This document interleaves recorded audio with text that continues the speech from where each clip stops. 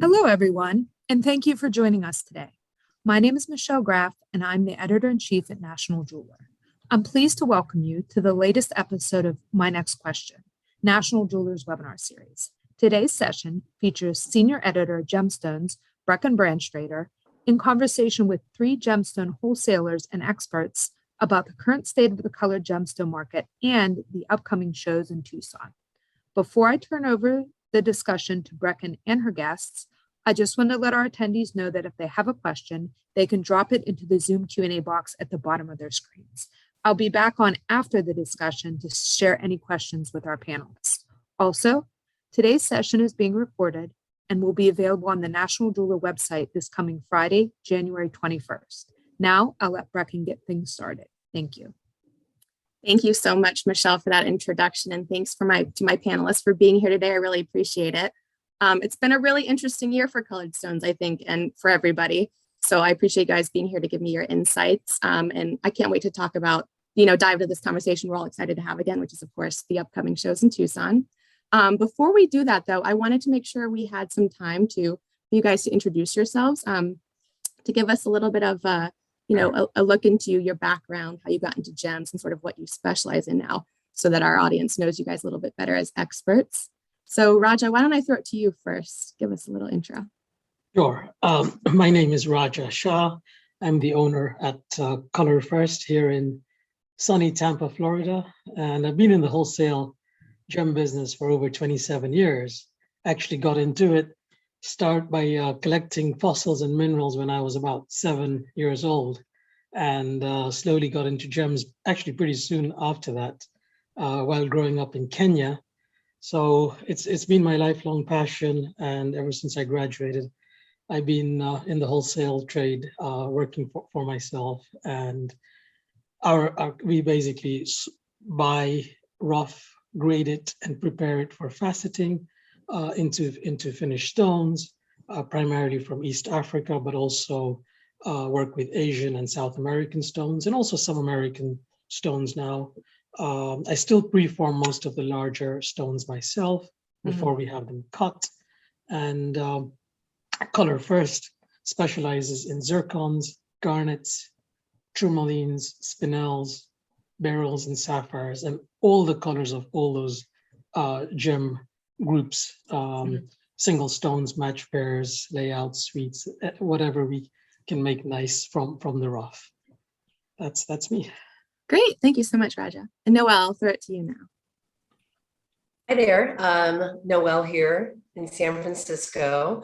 Noelle Habib, the owner of Noelle Habib Gems. I think like so many people in our industry, I actually was born into the business. My mother is a gemologist and jewelry designer, and my dad a colored gemstone dealer. So after college, I spent the first 10 years of my career working for my family business, Kaiser Gems. And it was a pretty big operation, 6 international offices, cutting factory in Thailand. And at its peak, we employed over 100 gem cutters in our factory there. So that's where I learned a lot about sourcing and purchasing rough, as well as a lot about gem cutting. And in 2018, after my father retired, I decided to open up my own gemstone business in San Francisco.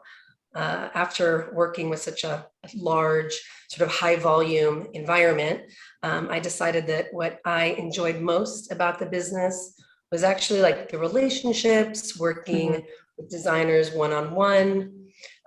So my business now focuses more on working closely with designers, understanding their design aesthetic, and sort of helping them bring their creative visions to life through gemstones. And I'm able to do this by offering some gemstone design and cutting services, as well as I have a pretty large curated inventory of inspiring and sometimes unusual colored gems. Excellent, thank you. Thank you. And Edward. Yes, hi. This is Edward Boehm with Rare Source in chilly Chattanooga, Tennessee today. We had some snow and ice in the last couple of days, but it's starting to clear up a bit.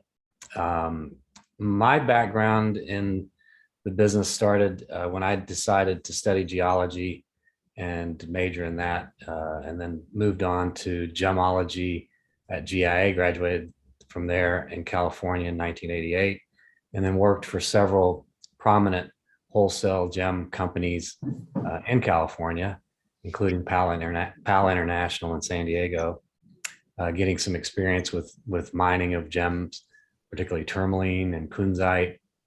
And then I kind of ventured out on my own. I went to work for the Gubelin Gem Lab in Switzerland, and then came back and ventured out on my own in 1996, and was doing consulting at the same time for GIA and their museum, helping to create all the museum displays at GIA. And through that, I got some consulting work with USAID in Madagascar, and started traveling even more than I did when I was with Pala, to Burma and Sri Lanka and Thailand and East Africa to Tanzania and Kenya, Mozambique, Madagascar, as I mentioned before. So I have been doing that since '96, moved my company and my family to Chattanooga in 2010, and have been here ever since. Excellent. Thank you, Edward. And all three of you will be exhibiting at the AGTA Gem Fair shows coming up, correct? Yes. And Raja, I know that Color First will also be at GJX.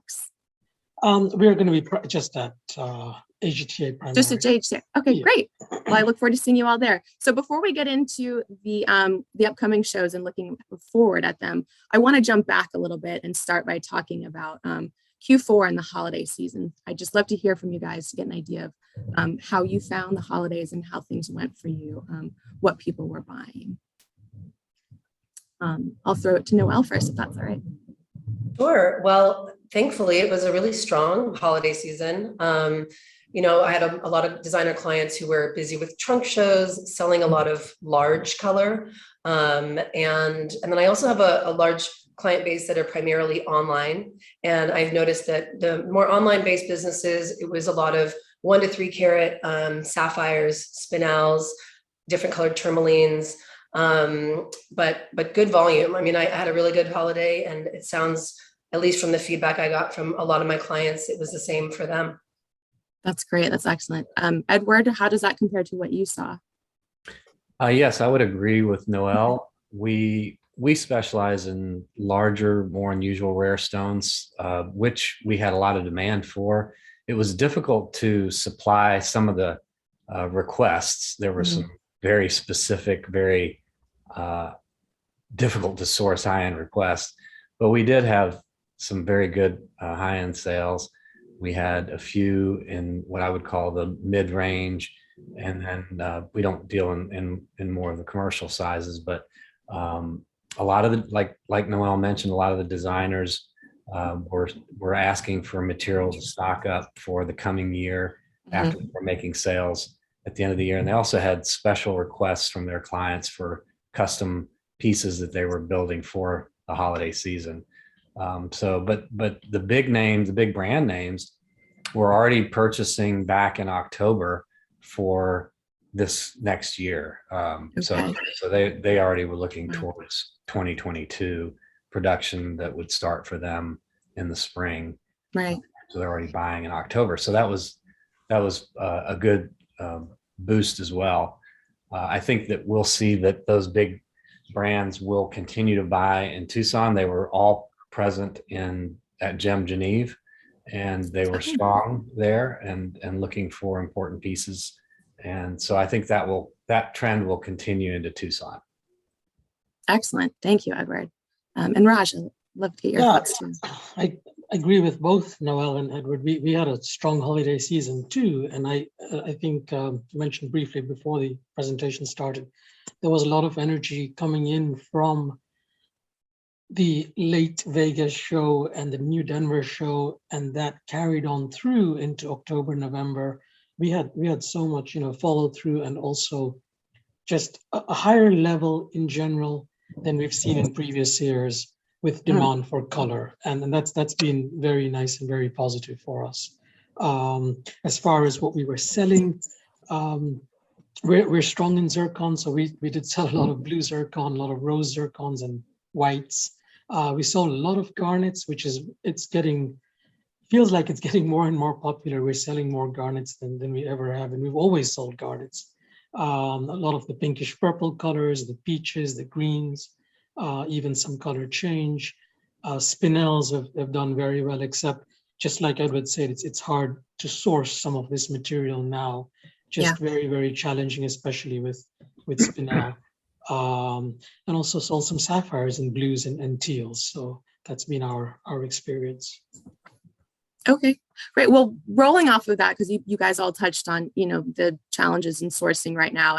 And so I did want to touch on that as well before we head into Tucson, because there's been a lot of conversation, I think, just through the whole thing about the supply chain and what kind of, challenges that brings. So how has the supply chain been looking for you guys for the colored stones, maybe in the last year, especially through fall? And has that changed within the past, month or so? I think maybe as Omicron sort of buckles things down a little bit more.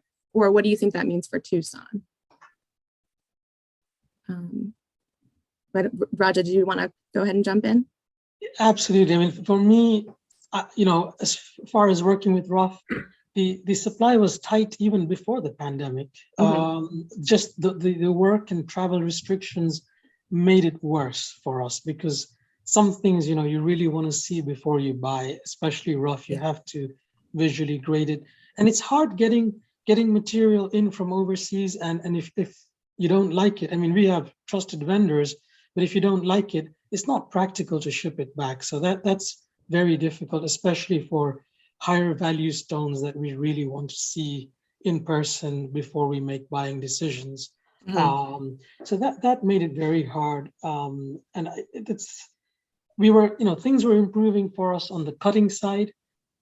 Once the pandemic came along, our turnarounds for cutting went from 4 to 6 weeks all the way to 12 to 14 weeks. It was really slow because a lot of places were simply closed or not enough workers in the factories. That did improve over the summer. We were back down to about 8 to 10 weeks. And then after this new thing, all of a sudden, we're now facing, we don't even know, because some of the workers haven't come back from the break back to the factories. And so we're probably going to have some delays. It's going to be tight. Yeah. Okay. Thank you. And Noelle, is that similar to what you've been seeing as well? Yeah, I mean, very similar to what Raja was saying. We've all experienced supply shortages, I think, since the beginning of COVID for the last 2 years. And things started to sort of, maybe not so much in supply, but in terms of like production. So when I work with factories overseas as well, lead times were really long because people being out. Then they started to recover a bit, but now again, we're seeing longer lead times. But I also think that, at least in my experience, clients are more forgiving than maybe they used to be pre-quarantine and pre-COVID. And they understand, like, we're all dealing with this and we all have to be patient and a little more understanding, which kind of is a relief in a lot of ways, that we're all in this together. We're all trying to make it work. And at the end of the day, it's just gemstones. If they're a couple days late, it's going to be okay. And at least that's what I try to tell them. I don't know if they always agree, but, and then definitely supply of, especially in the finer material, finding finer material, and also not having these restrictions with travel, not being able to get around as much, go to the source, see things, definitely, presents some challenges and also some scarcity. So, but the demand is there, which is great. And that's what we want to see. So, yeah, I mean, it sounds similar even at this point last year when I was talking to dealers, right around the time when Tucson would have been happening. Everybody was saying, well, there's sort of a new level of collaboration because you're starting to go to even more other dealers to source stuff if you can't get your hands on it. And there's sort of like a joint, let's just, do what we can to get through this, that kind of thing. So Edward, I wanted to get your thoughts on this question too of supply chain and what you've been seeing. One of the biggest changes that I've experienced in the supply chain is that a lot of our suppliers who we used to go or have to go to see them because it was much easier for them to have us go there, were willing to come here. So that was a big change in our way of doing business. Of course, not all of them, the smaller ones can't do that, but some of the bigger ones were definitely doing that. And they were shipping to us. So we were able to look at things, you know, that we didn't normally have an opportunity to look at unless we went to that country. Now, that's not true of places like Burma or, you know, even Madagascar, where it just wasn't really that easy to get things out. But Sri Lanka, for example, was one of those countries that we had people come and visit us, and different parts of Africa. Mhm. So we took advantage of that and bought things that we might not have normally had an opportunity to buy because we weren't having to compete with anybody else at that point. But at the same time, we didn't want to lose the chance to buy, so that took away a little bit of the leverage that we might have had when you're there on the ground.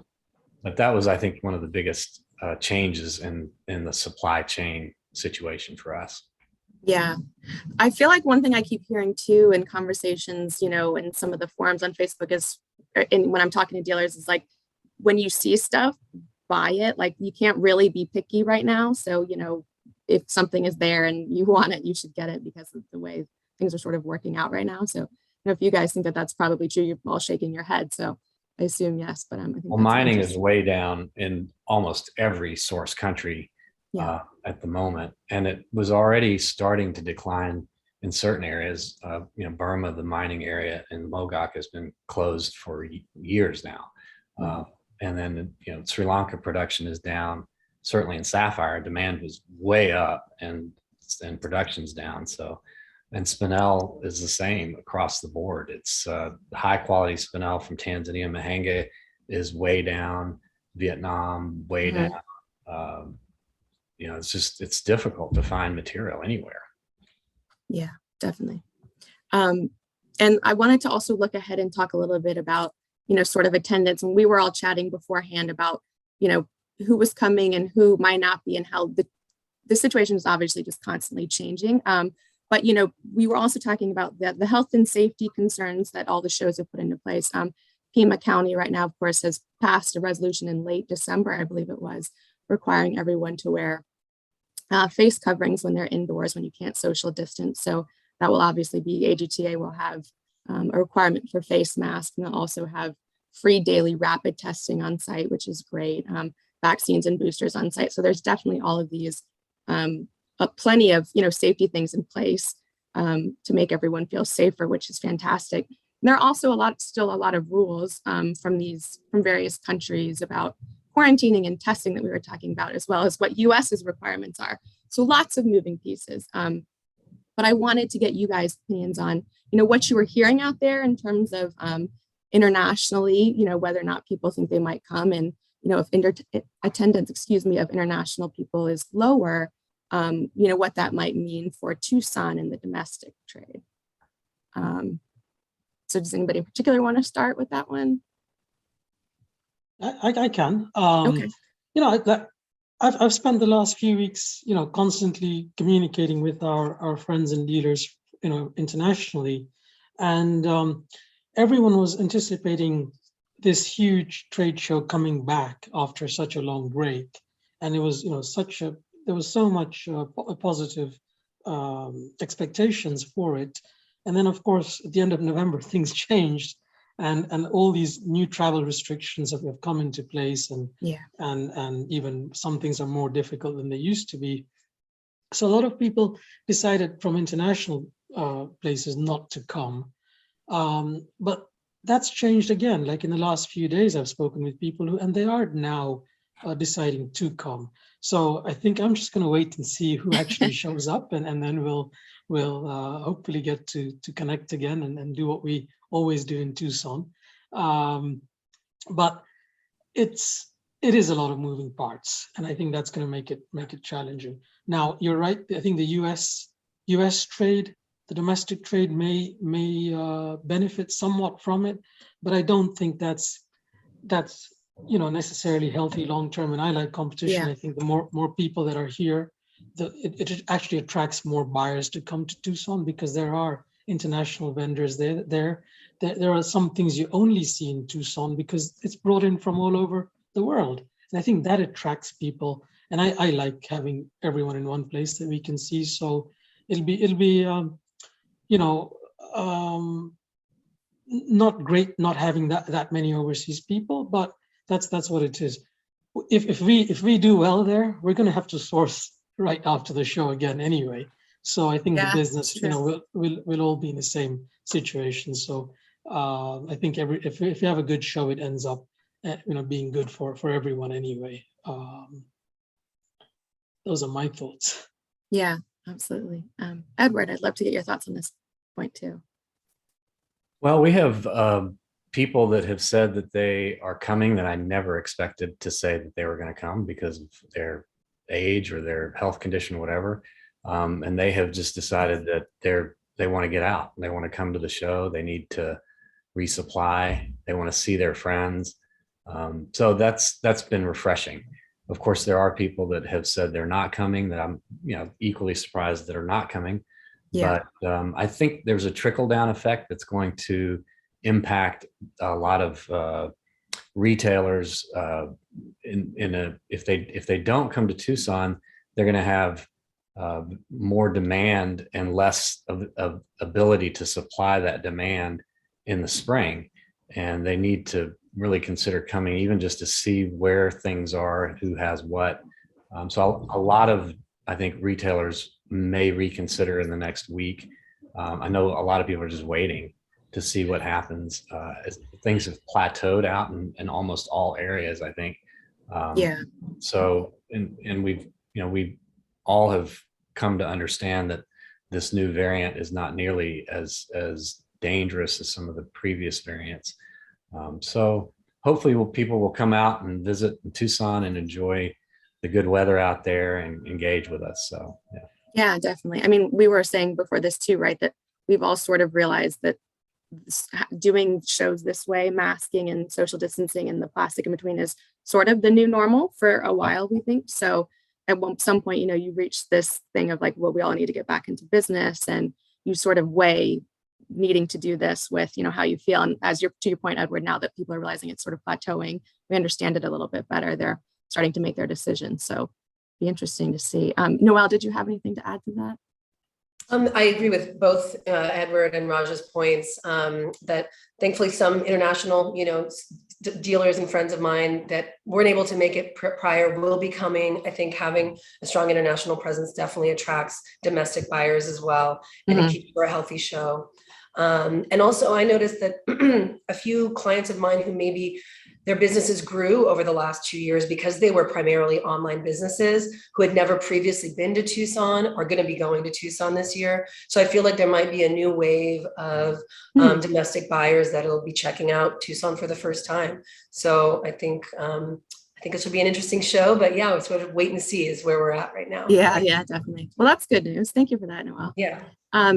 And so now let's sort of get into the meat of, I think what probably most of our listeners are most interested in is what you guys think people are going to be looking for and buying. So when you sort of look at what you've been selling, you all touched on this already, but beyond just varieties and types, are there, anything in terms of, I think in the past few years in Tucson, when I went, there was a lot of conversations around interesting cuts and special shapes and that kind of thing. So I just love to hear what you guys are thinking in terms of, looking into your crystal ball and predicting what people might be looking for as we get back to Tucson.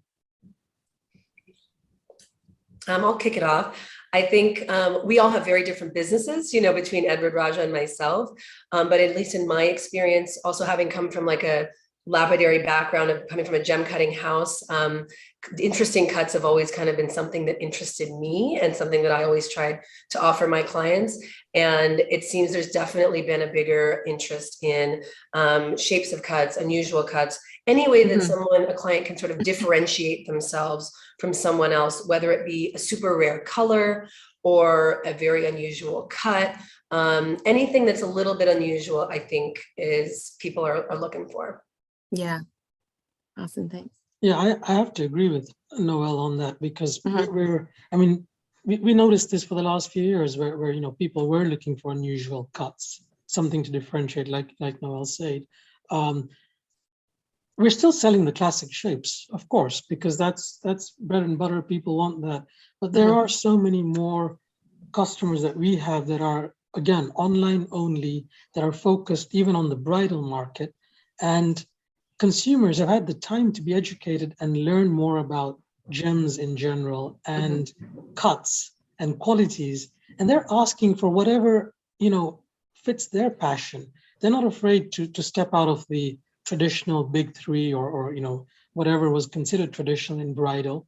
They're happy to go with color color that they personally like and cuts that speak to them. So we're doing all these lots of cuts with clean lines, emerald cuts, Asher cuts, kite shapes, hexagons, things that are not traditional, but they give the consumer something unique, basically, that they can, be proud of and enjoy.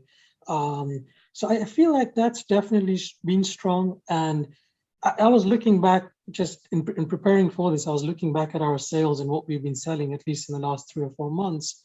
And we've sold a variety of stones. We carry 60 different varieties of gems. So we have, so many colors in zircons, in garnets, in spinels, in tourmalines. And we've been selling across the board. It's amazing how many different things have been selling and how many types of customers. We sell to dealers, we sell to traditional jewelers, we sell to online only jewelers who are specifically, for example, in the bridal market now. And they're all buying whatever the consumer comes in and wants, and even doing fancy shapes, recutting things to make them fit whatever style they like. And I think people have had the budget to do that, to express themselves and be willing to spend a little bit more getting nicer qualities or nicer cuts than they were in the past. So that's been positive for us. I think color is definitely becoming more mainstream. So I have a feeling we're going to probably, whoever comes there is probably going to be buying all kinds of things, and that's what we've seen here. So I feel like since they've had a good season, most of our customers, if they come to Tucson, they should be shopping for all kinds of things. It's unusual, I guess, for the colored business, but that's been our experience with the last few months, at least in this environment. Yeah. Do you think that this conversation also of, the supply chain and get what you can plays into that as well? Like maybe people are willing to swap out more because they... To an extent, yes, because some things have become so difficult to find and so expensive that people are willing to look at alternatives that are either less pricey or available. And that has made them drive, towards certain things. And that helps because color still represents such good value compared to so many other things that are or were being purchased. And so that's I'm sure the supply chain has made a difference. Whoever's had the goods at good prices has been selling, and that's probably going to be the same situation in Tucson. Yeah, absolutely. And Edward, of course, I'd love to get your thoughts on what you think might be happening this year in Tucson in terms of buying. I agree with Raja on the fact that I think a lot of people are going to be looking for alternative gem materials to the big three. And 15 years ago, I gave a talk at AGTA saying that I thought that spinel was the most underappreciated gem in the market, and it has grown to being one of the most appreciated gems. And so now I think people are looking for unusual colors in spinel, for example, or unusual colors in garnet. That's the next one that I would say is still quite underappreciated in some areas. Demantoid obviously is up there in price, but it's a historical gem that's been known for a long time. But other types of garnets that come in unusual colors will continue to be very popular. If you look at last year's Pantone colors, they were gray and a banana yellow. Interesting. I think they did that on purpose to give us all this, rock solid color, and then this bright, happy yellow look to a happy, better future kind of color. And the contrast of those two is quite great, but they also mix well together. And spinel was the darling of the gray colored gemstones and still is. And I think spinel for this year's Pantone color, which is this, it's called periwinkle or peri bright or whatever. It's very Perry, that's it. It's kind of a lavender, violet, not violet, but more lavender, I guess, color, periwinkle. And spinel is again a great option to go and, for that color. It's available in that color. There are other gems that also come in that color, sapphire, and also lighter colored spodumene, things like that could be found in that same kind of color range. So I think that everyone's going to be looking for every kind of color under the rainbow, but there'll be a little bit of a focus in the designer end of things, leaning towards those kind of pastel muted colors that are still very popular today. Yeah, excellent, great. We always talk about how underappreciated garnet is at National Jeweler. We're huge fans of it, and spinel is personally my favorite, so I'm excited to see it getting the focus that it deserves. And like you said, I feel like we've been talking about gray spinel. I do this pre-Tucson story every year, and the first thing to come out of people's mouth is gray spinel, and then recently also Montana sapphires or teal sapphires, that color range. So very interesting. I can't wait to see what this year brings. I had no idea gray spinels were going to stay this popular for this long, but here we are. Right.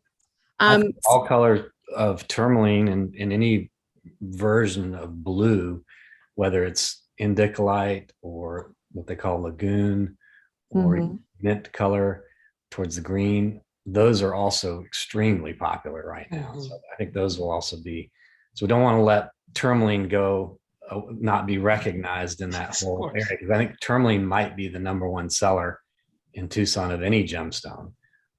So oh wow, another gem we always have to pay attention to. Yeah. So lots of optimism. I think we've now named, most of the big groups outside of the big three. So it's exciting to see what's going to happen. Let's talk about pricing a little bit going into Tucson. How were you guys seeing pricing in the last, maybe like second half of the year? And what do you think that means as we go into Tucson and, where it'll head then? I think it's going to be very firm because it's been that way almost since summer of 2020 when our business reopened. I mean, there were some deals to be had when it restarted, but ever since, dealers and jewelers realized that supply is tight, pricing's been firm. I mean, we have to pay pretty much top dollar for getting our rough or even poorly cut stones to recut, and we have to pass that on to the jewelers. Hasn't really, we haven't had that much resistance on price. I mean, people they have been willing to look at other options when something isn't available that we can offer that's lower priced.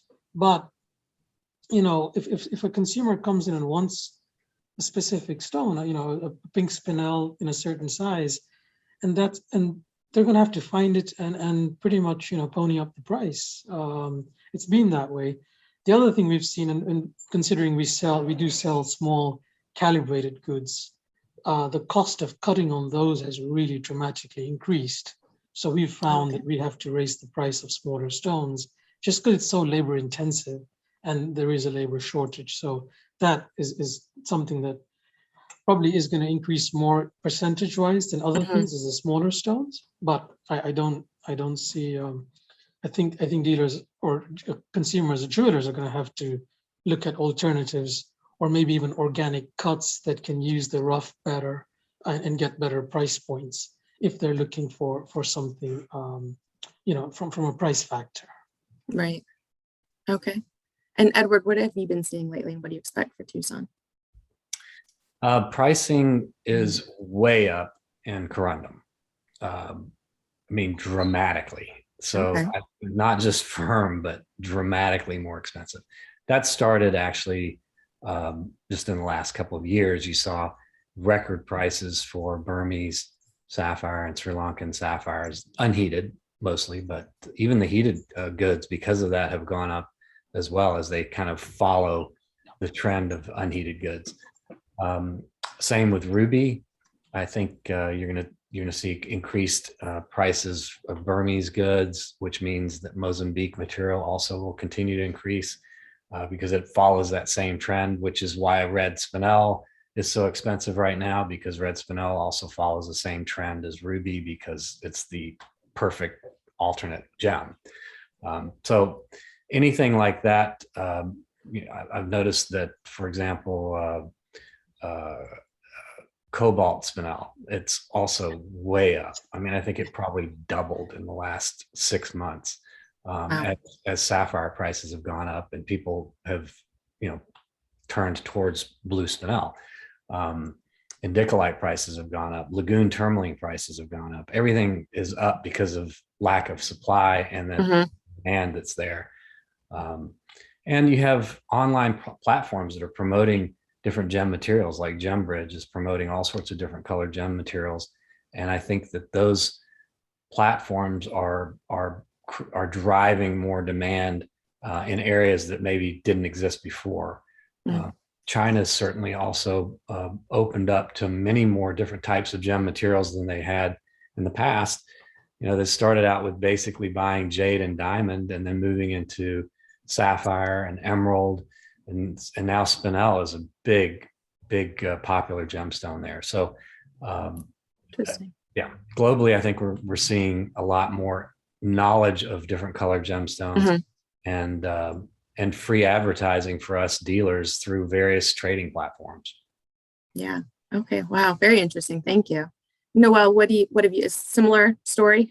Very similar story. The only thing I could add maybe is for the clients who might be a little more price conscious or resistant to the increase in pricing, an acceptance of maybe more inclusion or a slightly different quality is now something that clients who might not previously have gone for are more open to if they're trying to maintain or stay within a certain price point. But yeah, same thing that both Edward and Raja said, prices are up. Okay, great. Thank you all. Oh, yeah, Raja. Yeah, I agree entirely with Noelle. I think things like, with color, there's always an opportunity to get better pricing if you're willing to work with maybe slightly included stones or not as well cut. I mean, it just literally depends. And that's the nice thing with color is that there's so many choices and so many price points that I think, jewelers can get almost whatever they want as long as, they're willing to work with it. So that's, I think, that there'll always be deals to be had in Tucson. It just depends what you're looking for, what you can work with and add value to, really, at the end of the day. Absolutely. Yeah, and Raja actually, touched on something that's a trend that I've seen in the last couple of years, in that there are gems that people are selling because of the unique inclusion that's in the gemstone that, maybe just barely eye visible, but then when you actually show the client what it looks like under the microscope, they're blown away by the beauty and they can use that as a marketing. If you look at some of the photos that Billy Hughes has published through Lotus Labs in Bangkok, I mean, it's just spectacular. And John Quavala, who constantly puts out beautiful, photographs and GIAs, promoting all sorts of inclusion pictures. I think that there is a trend. It's long in the making, and it's something that us avid gem enthusiasts, especially with inclusions, have been trying to promote for such a long time. And the opportunity is there right now. Like Raja said, if you're looking for a stone that may be priced a little bit more in the range that you want, you might get the extra benefit of having this beautiful photographic inclusion inside there that you can promote. Nathan Renfro is another one that he's at GIA also, taking beautiful inclusion pictures. And Danny from LA is also, drawing a blank right now on Danny's last name, but I actually had the three of them on one of my first webinars. I'm trying to remember when it would have been, the fall of 2020, because they call themselves the Three Micro Tiers. And they do sell their photos like art, and they're gorgeous. And I'm thinking, I'd love to just cover my whole cubicle in them because they're so pretty. So that's really interesting, the thought of selling a stone against what that inclusion means to people too. I love that idea. Very cool. It is art. Very neat. It's absolutely art. Yeah, I mean, that photo atlas of micro inclusions, you could sit there and look at that all day long and just be mesmerized. It's abstract art at its best, created by nature. Beautiful. So really fascinating. Well, thank you guys for that. That was wonderful. I do have My last question before we throw it over to Michelle to see what the listeners want to know is, I just wanted to get your thoughts on, I know that this is a hard question because it's so changing, but how do you guys feel about the upcoming Tucson Gemstones? You know, what's your outlook for Tucson this year? I'll start if you'd like. Please. I think we are in a period of incredible opportunity and growth. I think that the 20s are going to be reflective of the 20s, the 1920s. I think the 2020s are going to be in many ways similar because we've had such a rapid need for adjustment. So we have, the pillars of the 20s of change were the automobile and the telephone, electricity, and things like that. And today it's the internet and the rapid expansion of communication through that. And we've all been forced to have to get even more knowledgeable and skillful in that. And we will continue to do that as the next 10 years unfold. And so I think there's an enormous opportunity. Looking at the potential for inflation, gems are always a great hedge for inflation, no matter what end of the business you're in. So I think people will be looking for those opportunities, even if it's just for inventory. They know that if they put their money into that gemstone, that the likelihood is it will go up in value. And I think that's a cornerstone of the gem business that we're in, particularly with colored gemstones. They may not have the same liquidity as diamonds, but they have they tend to have a much greater increase and a higher profit margin than other gem materials. So I think if you look at those aspects, the people that come to Tucson will be able to take advantage of those opportunities. And I feel very optimistic and hopeful that it will be a great show. Great. Thank you, Edward. Yeah, Roger. I'm very positive about Tucson. I feel like there's been so much anticipation for this show, and that there are committed buyers who are going to come and will do okay.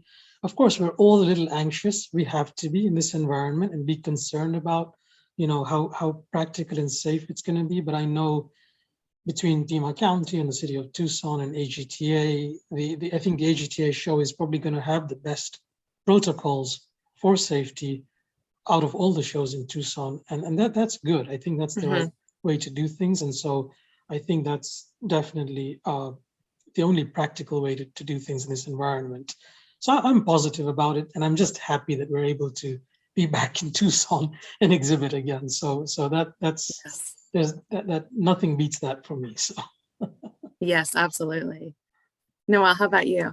Yeah, I'm also optimistic. I was in Denver and it was the first show that AGTA did in Denver, and it was small, but it was a good show. People were in high spirits. And I think, even if attendance isn't as high as it's been in previous years in Tucson, buyers that are there will be there to buy, and they'll be serious. And I think more than anything, personally, I'm just excited to reconnect with my gem friends, my clients, with Tucson itself. It's a special place, and I'm just really excited for us to all be back there. Yeah, absolutely. Thank you guys so much for this chat. I really appreciate it. I know we're all very excited to be out in Tucson. I certainly am. Like you guys all mentioned, coming off of Denver, there was a lot of excitement. We, from all sectors, all of us editors and NJ keep hearing about how well things are going, the momentum. So I think it means good things, and I'm hopeful that you guys are right in this optimistic outlook. I think it's going to be great. Before I throw it over to Michelle for audience questions, I wanted to let our listeners know that we'll be running a story tomorrow, a National Jeweler, sort of a roundup of what's happening in Tucson, what's still going on, which is pretty much everything. It's a full lineup, and we'll have sort of guidelines on, what health and safety will be. So keep an eye out for that on National Jeweler. And Michelle, throw it back over to you now for our questions. Thank you so much, Brecken, and thank you to Edward, Raja, and Noelle for joining us. That was a really great discussion, really interesting and informative. Just as a reminder to our listeners today, you can still drop questions into Zoom as the Q&A session goes along, and I can work those in as we move along here. But now let's get started with our listener questions. One question we had come in, somebody was asking for an update on Mozambican rubies. And these were mentioned briefly. I believe, Edward, you said maybe the price was going up, but I don't know if we had a little bit broader on kind of the dynamics and the supply there. Yes, supply is not terrible, but not as much as it was before, particularly in the larger stones and typically what we deal in, anything from say 3 to 7 carat size is rare, and particularly if you're dealing with unheated material too. So a lot of the material coming out of there is heated, but they also have a lot of material available that's unheated. So pricing has increased partly because of demand, mostly because of demand, and supply being curtailed for the major period of COVID.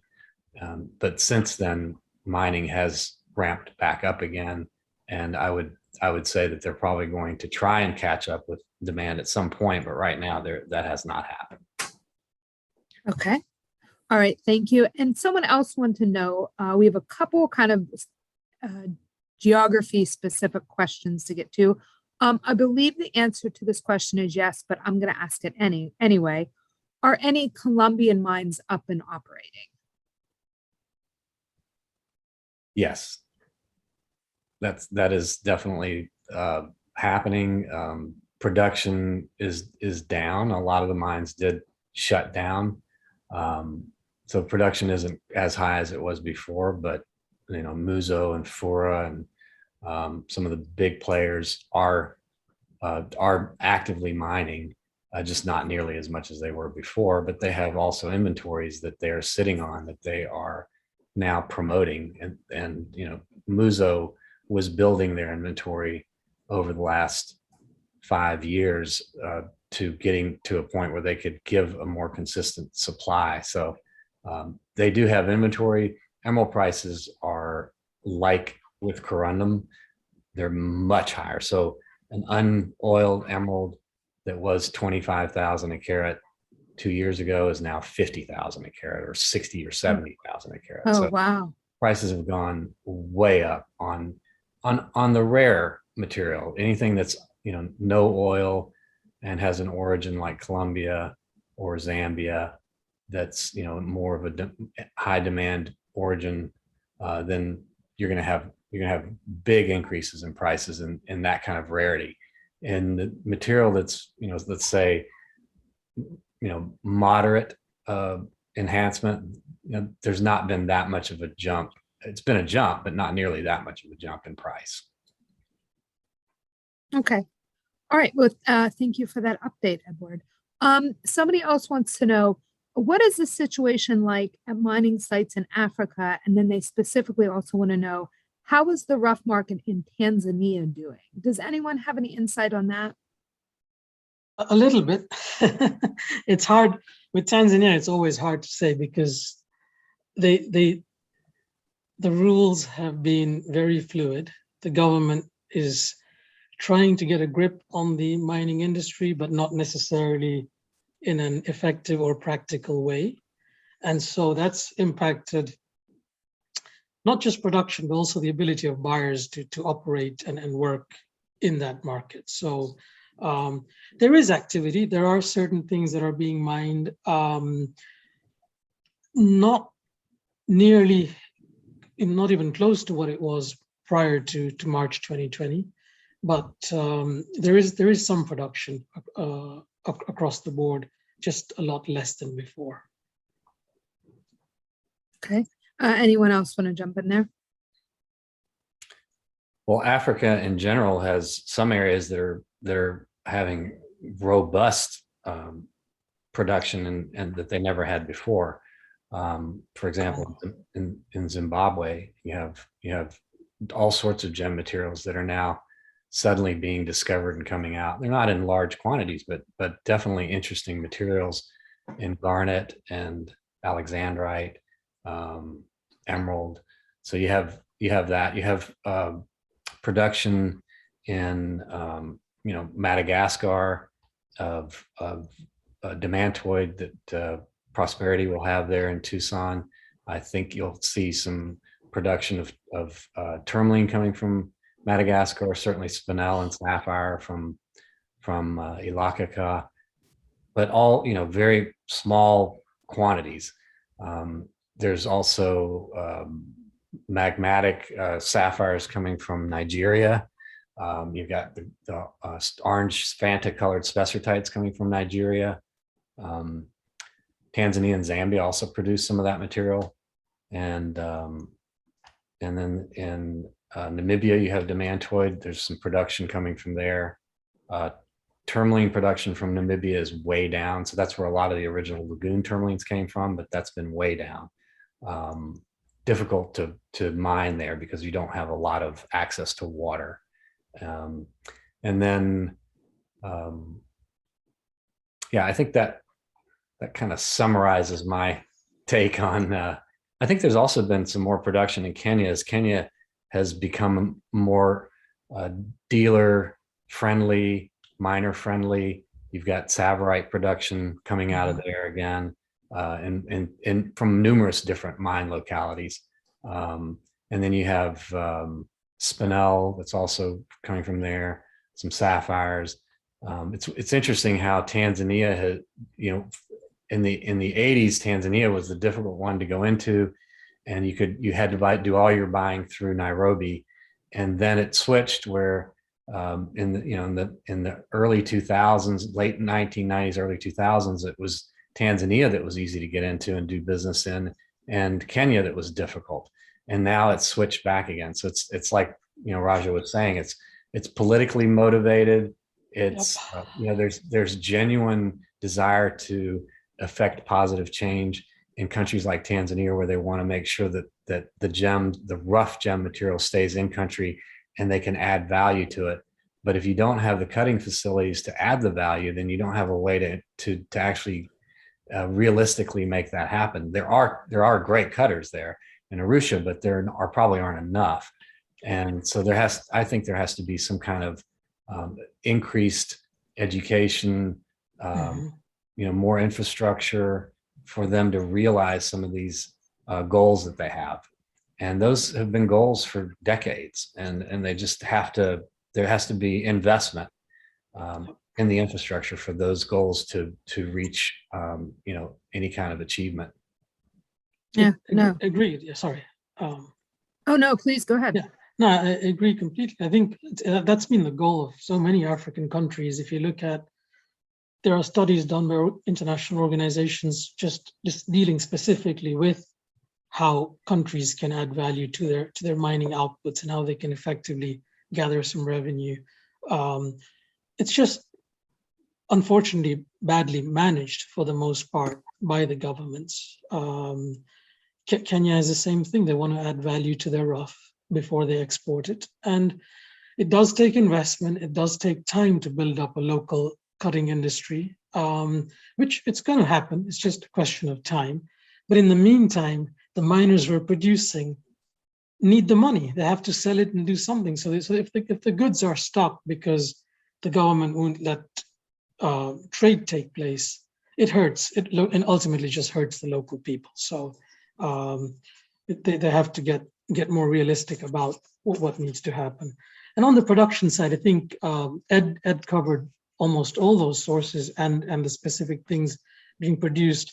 The one thing I'd like to add, the only real major production in Africa has been tourmaline in Congo. There's been a huge deposit of that, very good quantity being produced.